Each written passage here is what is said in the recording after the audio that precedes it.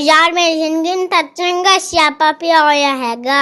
ਸੁਬਹ ਮੈਂ ਤੇ ਉੱਠਦਾ ਸਾਰੇ ਘਰ ਦੇ ਕੰਮ ਮੈਨੂੰ ਹੀ ਕਰਨੇ ਪੈਂਦੇ ਨੇ। ਜੇ ਅਗਰ ਮੈਂ ਆਪਣੀ ਮਾਮਾ ਨੂੰ ਗਲਤੀ ਨਾਲ ਕਹਿ ਦੇਵਾਂ ਮਾਮਾ ਮੇਰੇ ਕੋਲ ਕੰਮ ਨਹੀਂ ਹੁੰਦਾ ਹੈਗਾ, ਮੈਂ ਥੱਕ ਗਿਆ ਹੈਗਾ, ਮੈਨੂੰ ਬੜੇ ਪਿਆਰ ਨਾਲ ਆਪਣੇ ਕੋਲ ਬੁਲਾ ਕੇ ਮੈਨੂੰ ਦੋ ਮੂੰਹ ਤੇ ਛੁੱਟਦੀ ਹੈਗੀ ਹੈ, ਕਹਿੰਦੀ ਅੱਗੂ ਚੜ ਕਰਨਾ। ਮੈਨੂੰ ਤਾਂ ਘਰ ਵਾਲੀ ਇਨਸਾਨ ਨਹੀਂ ਖੋਤਾ ਸਮਝਦੇ ਹੈਗੇ ਨੇ। ਆਖਰਕਾਰ ਮੇਰੇ ਵੀ ਕੋਈ ਮੁਹੱਲੇ ਵਿੱਚ ਇੱਜ਼ਤ ਹੈਗੀ ਏ। ਮੈਂ ਵੀ ਆਪਣੇ ਦੋਸਤਾਂ ਦੇ ਨਾਲ ਉੱਠਣਾ ਬੈਠਣਾ ਹੁੰਦਾ ਹੈ।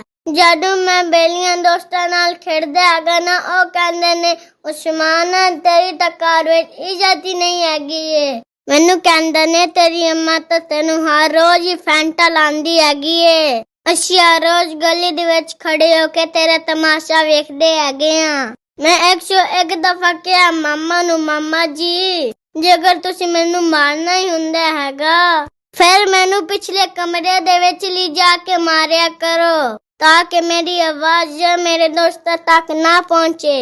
ਇਸੇ ਕਰਕੇ ਤਾਂ ਮੈਂ ਦੋਸਤਾਂ ਵਿੱਚ ਸ਼ਰਮਿੰਦਾ ਹੁੰਦਾ ਹੈਗਾ। ਓਹੋ ਸਤਿਆਨਾਸ਼ ਹੋਵੇ ਇਸ ਦਿਮਾਗ ਤਾਂ ਮੈਂ ਤਾਂ ਕਰੂ ਵਾਲ ਕਟਾਵਣ ਆਇਆ ਸਾਂ। ਬੜੀ ਦੇਰ ਹੋ ਗਈ ਮੈਂ ਤਾਂ ਆਪਣਾ ਹੀ ਦਿਮਾਗ ਚੱਟ ਕੀਤੀ ਜਾ ਰਿਹਾ।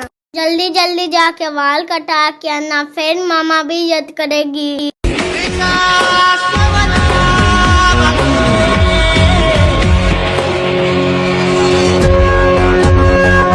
यार गुलाब शाह सलून नवा बना लिया जे। हाँ यार ओ दुकान जरा तंग सी है, ठीक है चलो अच्छी गल है। दस उस्मान की करना है? वाल कटने ने, दाढ़ी बनानी है, नो कटने ने 10 किन्ने पैसे? ਵਾਲਾਂ ਦੀ ਕਟਿੰਗ ਦਾ 300 ਰੁਪਏ ਤੇ ਸ਼ੇਵ ਦਾ 150 ਰੁਪਏ ਤੇ 9 ਤੇਰੇ ਫ੍ਰੀ ਕੱਟ ਦੇਾਂਗੇ। यार रेट तेरा थोड़ा ज्यादा, इंज कर ले 9 ही काट दे।